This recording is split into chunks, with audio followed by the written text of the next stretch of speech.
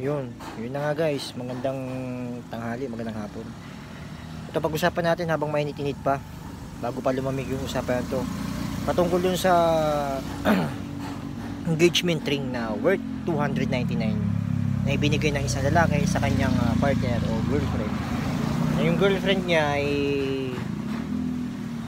hindi nagustuhan, kumbaga parang nagkaroon siya ng negative na komento sa binigay ng kanyang boyfriend. Ito guys ito para sa aking opinion lang. Kasi kanya-kanya naman tayong opinion. Napakarami magagaling pagdating sa social media. So bali ako, baka ganoon din yung sabihin niyo sa akin, masyado akong magaling.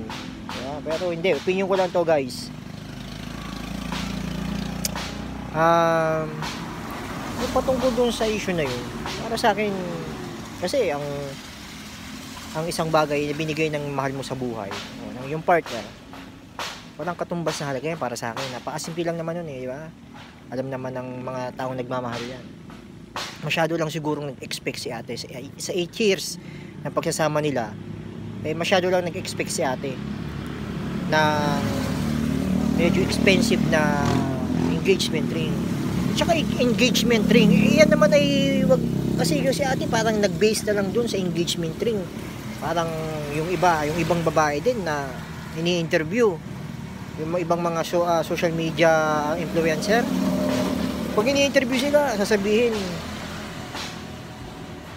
yung dun nga sa halaga na yun, dun lang hindi niya kayang ibigay, ganyan. Parang ginudge niya yung tao, yung lalaki, dun sa future niya. Ang tutuusin naman ay hindi dapat. Di ba? Porke ba nagbigay ng medyo cheap na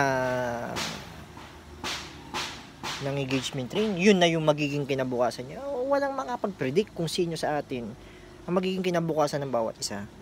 Ano kasi yung ibang babae, ay yun lang yung binigay sa akin. Ibig sabihin, hindi niya in the future hindi niya ako kayang bigyan ng mas malaki pa kasi yun lang yung kaya niya ibigay sa akin. Hindi, mali yung mindset ng mga babaeng ganyan. Kasi doon na lang kayo nag-focus sa binigay niya kahit sino sa ating mga tao ay walang kayang makapag-predict ng kinabukasan ng isang babae. Ang kinabukasan ng isang tao. At saka yung ibang babae na sinasabi na yun lang yung value ko, yun lang yung kumbaga, yun lang ba yung halaga ko kasi even 8 years na kayo, kahit na 8 years na kayo, kahit na 10 years o mag-golden pa kayo, anniversary nang hindi kayo kasalit, nag-propose sa yung tao, hindi naman basihan nyo, sasabihin na ito lang yung price na binigay sa akin, ito lang yung halaga ko sa kanya. Hindi ganun yun. Lilinawin ko lang mga girls sa mga babaeng nakakapanood nito, hindi ganun yun. Ang engagement ring kasi, o ang engage, pag sinabi mo engage, doon tayo sa salitang engage. Pag sinabing engage, hindi naman pinag-uusapan doon yung halaga yung presyo ng isang bagay. Pag sinabing engage, bahagi ka na niya. May bahagi na kayo sa isa't isa. Yun yung pinaka-meaning nun. Diba? Part na kayo ng isa't isa. Kumbaga, bahagi ka na niya.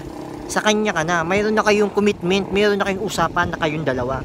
Hindi ibig sabihin na pag nag-propose siya or nagbigay siya ng engagement ring, kailangan malaking pera ang bitawan niya. Wala sa halaga yan, girls. O sige, ganito, bibigyan nga kayo, example na lang, bibigyan kayo ng worth 1 million na engagement ring. Di ba? Na isang lalaki.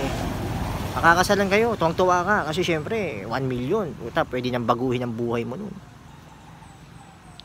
Pero at the end of the day, pag nagpakasal na kayo, di ba? Kasi syempre, di ba, nagkaroon na kayo ng pamilya. At the end of the day, magkaroon kayo ng problema, third party.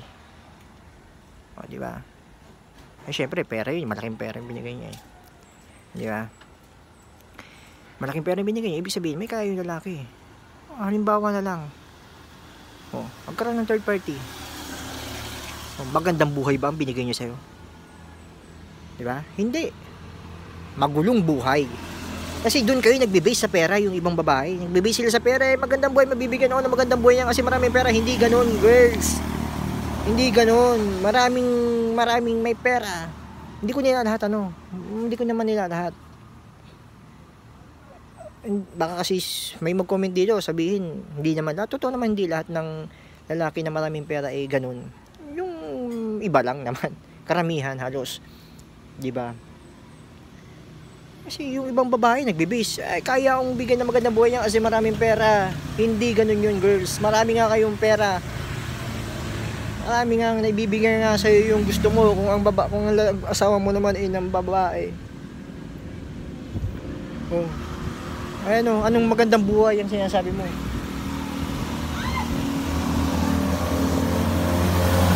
Ha? Pwedeng magandang bahay, pero magandang buhay hindi. Kasi magulo eh. Kaya wag kayo yung mindset ng ibang babae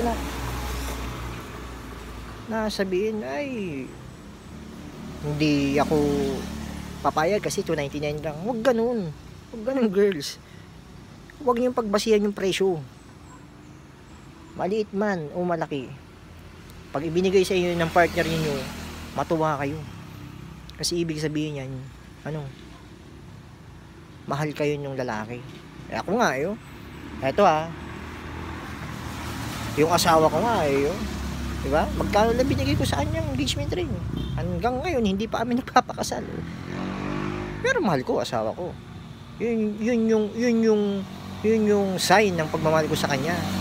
Hindi niya question yun, tiyanong ko yung asawa ko, hindi niya question yun. Kasi importante yung, diba, yung sincerity ng isang lalaking magbibigay sa'yo. Diba? Okay, share ko nga nung kabataan ko, pag crush ko yun sa babae, binibigay ko lang yung dahon ng niyog na inikot ginawang singsing kasi yun yung feelings ko diba? Sa feelings, di pinag-uusapan kung gano'ng kalaki ang bibigay mo sa isang tao. At yung babae naman, yung mga babae naman na nabigyan, huwag na kayong maghangad ng malaki. Ayun, in 8 years, alam mo naman siguro yung kapasidad ng boyfriend mo o ng yung partner mo.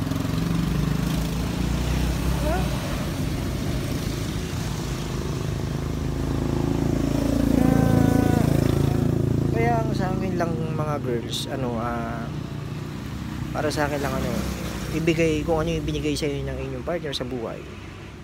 Maliit man yan o malaki, pahalagahan niyo. Kasi para sa kanya, malaki yan, malaking bagay yan para sa kanya.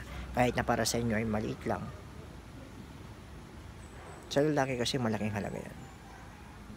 Malaking bagay yan. Kaya yung mga babae na nagde-demand ng malaking presyo ng engagement ring,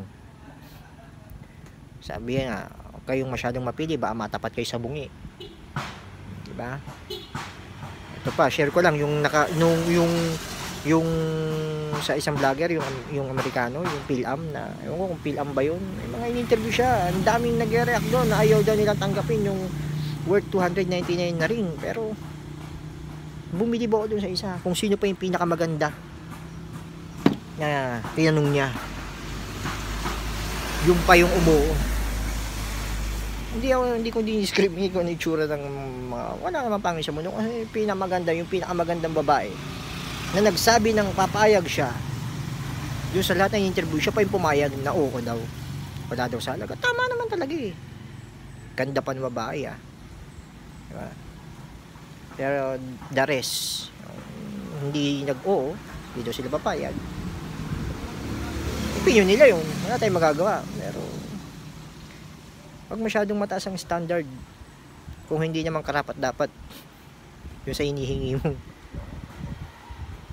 Yun lang guys, yun lang mga girls, wag magagalit sa akin, opinion ko lang yun. Thank you.